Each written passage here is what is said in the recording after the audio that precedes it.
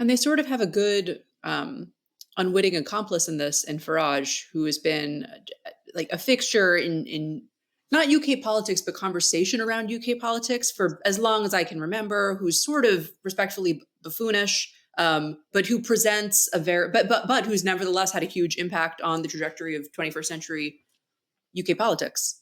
Yeah, I mean, there's no getting away from the fact that he's a really significant figure. He's a major reason why UKIP started to do really quite well. Right. He's a major reason, therefore, for David Cameron choosing to call a referendum on leaving the European Union. I think people who worked on that campaign would say that it was important that he didn't lead it because they wouldn't have won if he'd been in charge, but he was a major figure within that campaign. Britain has left the European Union, and for the last decade or more, so much Conservative Party behaviour has basically been motivated by fear of Nigel Farage and what he might do, and the fact that he can cannibalise a chunk of the people that they think of as their natural supporters. I mean, we were sort of talking about this last week within the context of the European political system, people saying, well, the center held. And it's like, okay, well, if the center holds because you've taken on the policies of those to your right, center didn't hold anything. Yeah. You have only adopted policies that you were at one point in the center in order to prevent. Yeah. And I wonder, David Cameron called for a Brexit referendum. Like, no one made him do that. The fact that everybody's discussing the fact that this plane to Rwanda has been in the discourse for as long as it has, like, for why, right? Yeah. Why did you take this on as a talking point? But they did.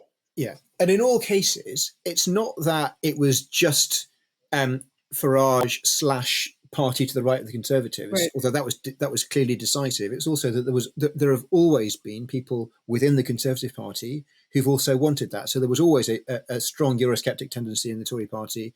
There is a right of the Conservative Party that historically hasn't been the dominant part of it, but is really electorally significant. No leader can win without having their backing or survive without their backing, and there is always pressure to move to the right.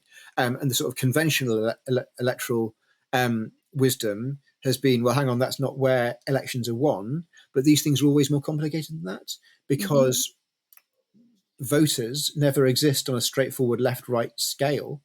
And they have, there are reasons why voters might back Brexit and immigration controls and more spending on the NHS and lower taxes and better public services. These are not incoherent things, or you might think that they're incoherent things in policy terms, but they're what lots of people want. And one of the joys of right-wing, I don't want to say far-right politics, one of the joys of politics on the right of the Conservative Party or the right of UK politics is basically, and this is probably true on the left as well, but pretending that you don't need to make trade-offs, that you can have all the different things that you want, whether that's because